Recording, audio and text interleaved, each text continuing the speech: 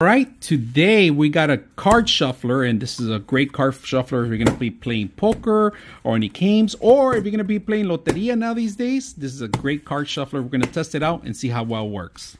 You guys notice it does come with a connection. It doesn't have a power source. You actually have to include your own power brick, but this is a type C to type A. So if you guys notice, the power connection plugs in right there, type C. And the great thing about it, that I take this with me anywhere. I take a power battery bank with me, and I just plug it in and keep this all day. It lasts pretty much all the games. I play around 3 or 4 hours and still has plenty of juice for it, and it doesn't take too much power. Now, the great thing about it, if you don't have power source, you can always add 4 batteries, all right? And I'm gonna put the description of what kind of batteries it requires.